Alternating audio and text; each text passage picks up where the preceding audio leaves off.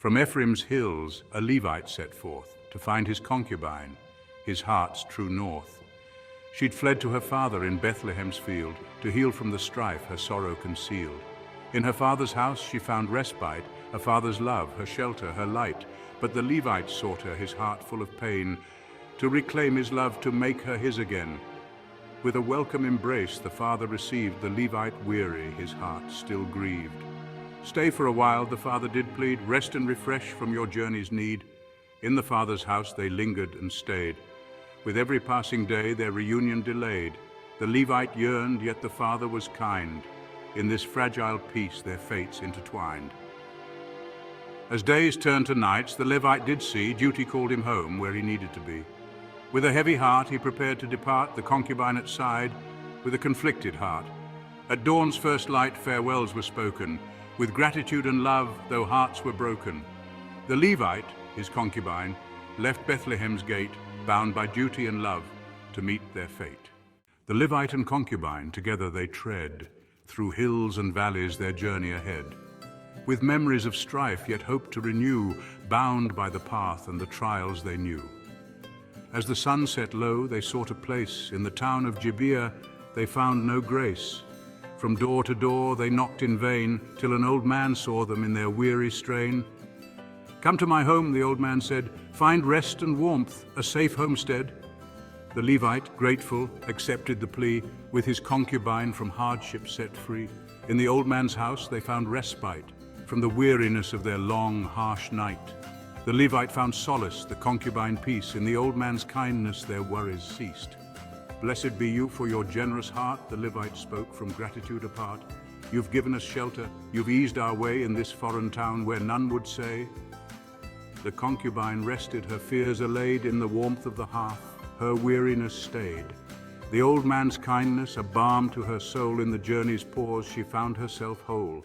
In the quiet of night, a pounding did sound. The men of Gibeah, wickedness unbound. Send out the stranger, their voices did cry, with malice and intent, 'neath the darkened sky. The Levite stood with fear in his heart, confronted by evil tearing him apart. To protect his own life in desperate plight, he made a grim choice in the dead of night. The concubine thrust to the hands of the crowd, her cries of terror piercing and loud. The men of Gibeah in their cruel delight inflicted their violence through the endless night. With no mercy shown, they ravaged her soul, their brutality stark, their hearts dark as coal. She bore their torment till the break of dawn, her spirit shattered, her body withdrawn, her life ebbed away from the night's cruel hand. A silence of sorrow across the land, her death a testament to a night so grim, a burden of guilt forever on him. As dawn broke over Gibeah, the Levite rose to find his concubine, his heart now froze. At the threshold she lay, silent and still, her life drained away against her will. He gazed upon her with a callous eye. "Get up, let's go," was his hardened cry. But no breath she drew, no motion made, her suffering ignored in the morning shade. The old man emerged, his face etched with grief, his home a scene of horror beyond belief, his promise of safety shattered and torn by the night's dark deeds, leaving hearts forlorn. With heavy hands the Levite took her, placed her on a donkey, his conscience a blur. He set forth to Ephraim, his mind on a task, a grim resolve hidden behind his mask. The old man watched, his sorrow profound, for in his house such evil was found. He'd offered them shelter, yet failed to protect. A victim now gone, his soul circumspect. The concubine's voice, now forever stilled, a testament to violence, her fate fulfilled. Her death a stark mark on all involved, a tragedy deep, yet unresolved. The Levite returned to his home in despair, his concubine's body lifeless and bare. In grief and in anger his heart turned cold. He devised a plan, horrific and bold. With trembling hands and a hardened face, he took a knife in a ghastly embrace. Piece by piece her body he cleaved, a message of horror deeply conceived. To each tribe of Israel a part he did send, with a message of outrage, justice to defend. Look upon this and know of the crime that has darkened our land in this terrible time. The Israelites gathered, their hearts filled with dread. At the sight of the horror the Levite had spread, from every corner they rose with one voice. To avenge the concubine they made their choice. The Levite stood before the assembly of tribes with a plea for justice. His voice decries, "What has been done in Gibeah's night demands our action, demands we fight." The Israelites united, their hearts set aflame. By the fate of the concubine they could not remain. A call to arms, a call to restore, justice for the victim, peace to implore. From all corners of Israel the tribes convened. At Mizpah they gathered, a nation keen, to hear the Levite's tale, to understand the horrors that plagued their sacred land.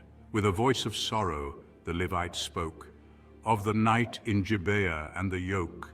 "Men of Belial, vile and cruel, took my concubine's life, breaking every rule." The Israelites listened, their anger inflamed. By the Levite's words their hearts were claimed. "Such evil in Gibeah cannot stand. We must purge this wickedness from our land." But the tribe of Benjamin stood in defense of Gibeah's men with a defiant sense. "Our kin cannot be judged so quick. We'll stand by Gibeah, come what may, thick or thin." The Israelites, resolute, prepared for war against Benjamin's tribe to settle the score. Justice for the concubine, justice for all. Against this evil we will not fall. Though the Levite's words had sparked the flame, his kin in Benjamin bore the shame. The conflict set, his heart was torn, as Israel and Benjamin prepared for scorn. The Israelites gathered, their forces arrayed, to seek out justice by battle displayed. With swords and shields, their hearts steadfast, against Benjamin's tribe a shadow was cast. Before the battle they sought the Lord's word. Which tribe shall lead? Their prayers were heard. Judah was chosen to lead the fight, with divine favor to set things right. The armies clashed, steel against steel. In the fields of Gibeah, a bloody ordeal. Benjamin fought with valor and might, repelling Israel through day and night. In the wake of battle, Israel mourned, for many were lost in this conflict born. They turned to God in sorrow and need. "Shall we fight again?" they earnestly plead. The Lord responded, "Go once more, for justice awaits beyond this war." With hearts renewed, the Israelites pressed. Against Benjamin their courage confessed. On the third day, a strategy devised. The Israelites ambushed, Benjamin surprised. With God's favor, their enemies fell. Gibeah's defense, a tragic farewell. In the aftermath of battle, the dust settled low. The fields of Gibeah with sorrow did glow. The Israelites stood, victorious yet grim, for the price of justice weighed heavy within. Benjamin lay broken near annihilation's brink, their mighty warriors fallen, their hearts to sink. Few remained, a remnant so small, the cost of defiance, a grievous fall. The victors wept for the brothers they lost. The tribe of Benjamin, a dear, heavy cost. They mourned their kin, their hearts filled with woe, regretful of the blood that made their kinfolk so low. The Israelites gathered with grief in their eyes. "We cannot let Benjamin completely demise." A plan was devised to save the tribe's name, to ensure their survival and mitigate shame. From the ashes of conflict, the survivors arose. The future of Benjamin in their hands did repose. The Israelites sought to restore their kin, with daughters for wives, a new life to begin. With unity and sorrow they worked to heal the wounds of war with fervent zeal. The remnant of Benjamin, a symbol of grace, reborn from the ashes to reclaim their place. The Israelites gathered in Mizpah's shade, with hearts full of sorrow their grief displayed. "We've nearly lost a tribe of our own." In the silence of mourning their sorrow was shown. The Benjamites few faced a grim fate, their numbers so small, extinction's gate. With heavy hearts they sought a way to ensure their survival, come what may. In their grief the Israelites turned to the skies. "Lord, guide us," they prayed with tear-filled eyes. "To restore what we've broken, to heal and mend, show us the path to help our brethren." God heard their cries and showed them a way to restore Benjamin, to keep darkness at bay. "Provide them with wives from among you," he said, "so the tribe of Benjamin may rise from the dead."